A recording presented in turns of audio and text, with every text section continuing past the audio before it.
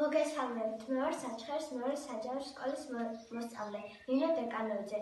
ასევე ვარ საბუნებისმეტყველო კლუბის წევრი. მოგესალმებით, მე ვარ საჩხერის ნომერი მეორე საჯარო სკოლის მოსწავლე ნიკა კურჩიკიძე და საბუნებისმეტყველო კლუბის წევრი. ნიკა, მე ვნახე შენი ვიდეო ბაქტერიების შესახებ, ძალიან დამაინტერესა. მოგესალმებით, მე ვარ საჩხერის ნომერი მეორე საჯარო სკოლის მე-7 პირველი კლასის მოსწავლე ნიკა კურჩიკიძე. დღევანდელი ჩვენი თემა არის ბაქტერიები. ბაქტერია 10 მიკრონის სიგრძის, სპიროსებრი, ჩხირისებრი, სპირალისამგვარი, პროკარიოტული, ერთუჯრედიანი ორგანიზმებია. ბაქტერიის შემსწავლელ მეცნიერებას ბაქტერიოლოგია ეწოდება. ბაქტერიის დროს აუცილებელია ხელების ხშირი დაბანა. ბაქტერიები დედამიწაზე ყველგან არსებობს: მიწაში, ჟავე ცხელ წყაროებში, ზღვის წყალში და დედამიწის წიაღში. დასასრული. გმადლობთ ყურადღებისთვის.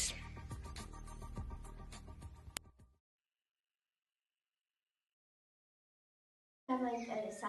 მოდი ჩვენც ჩავატაროთ ექსპერიმენტი და ჩვენს თანატოლებს ვაჩვენოთ თუ რატომ უნდა დავიბანოთ საფრთხით ხელები. კარგი, ამისთვის ჩვენ დაგვჭირდება წყალი, ღრმა ჭურჭელი, პილპილი და საერთხი საშუალება.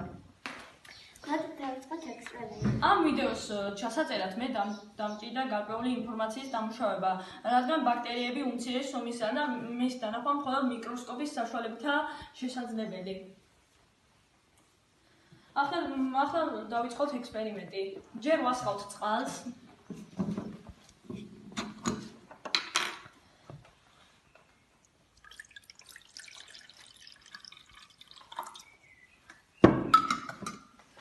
შემდეგ ყრით პილპილს.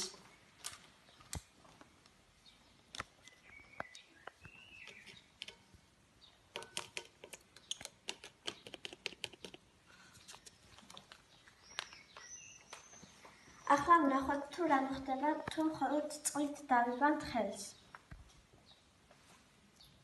როგორც ხედავთ, წყლის დროს არაფერი არ შეიცვალა.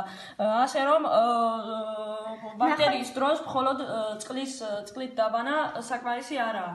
ახლა ვნახოთ თუ რა მოხდება, როდესაც საპონს შიგნით ჩავაწვეთებთ. როგორც ხედავთ, პილპილი გაიშალა, ასე რომ ბაქტერიები რომ მოვიშოროთ, აუცილებლად ხელები საპნით უნდა დავიბანოთ. იმედია გაითვალისწინებთ ჩვენს რჩევებს. მადლობთ ყურადღებისთვის.